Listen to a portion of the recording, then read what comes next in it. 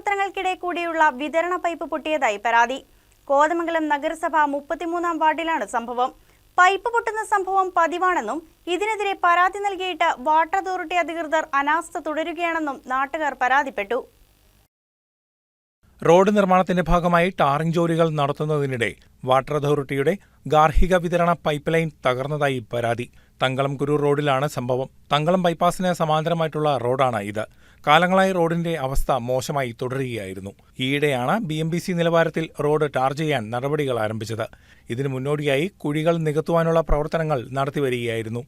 നിർമ്മാണത്തിനിടെ ഉയർന്ന മർദ്ദം മൂലം പൈപ്പ് പൊട്ടി വെള്ളം പാഴാവുകയാണ്. ഇവിടെ ഈ വർഷങ്ങളായിട്ട് ഈ പൈപ്പുകൾ പൊട്ടി വെള്ളം വാട്ടർ സപ്ലൈയുടെ വെള്ളം പോയിക്കൊണ്ടിരിക്കുകയാണ്. പല പ്രാവശ്യം വാട്ടർ സപ്ലൈയിൽ നമ്മളിത് അതിനെപ്പറ്റി അറിയിച്ചു.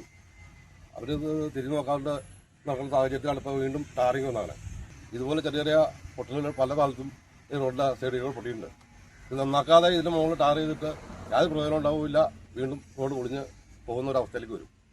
ബന്ധപ്പെട്ട അധികാരികൾ പല പ്രാവശ്യം നമ്മൾ ആവശ്യപ്പെട്ടിട്ടുണ്ട്. ഇതുവരെ അവർ വേണ്ട പരിഗണന ഈ പരിപാടി കൊടുത്തിട്ടുള്ള. കാലങ്ങളായി പൈപ്പ് പൊട്ടൽ ഈ ഭാഗത്ത് പതിവാണെന്നതാണ് നാട്ടുകാരുടെ പരാതി. നിലവിലുള്ള പൈപ്പുകൾ നീക്കം ചെയ്ത് കൂടുതൽ ദൃഢതയുള്ള പൈപ്പുകൾ സ്ഥാപിക്കണമെന്നതാണ് പരിഹാരം. എത്ര തന്നെ പരാതി നൽകിയിട്ടും വാട്ടർ അതോറിറ്റി അധികൃതർ ഇവിടേക്ക് തിരിഞ്ഞു നോക്കിയിട്ടില്ല. BMBC ടാറിംഗ് നടത്തിയാൽ കൂടുതൽ ഭാഗങ്ങളിൽ പൈപ്പുകൾ പൊട്ടുമെന്ന മുന്നറിയിപ്പാണ് നാട്ടുകാർ നൽകുന്നത്. News desk KCB news.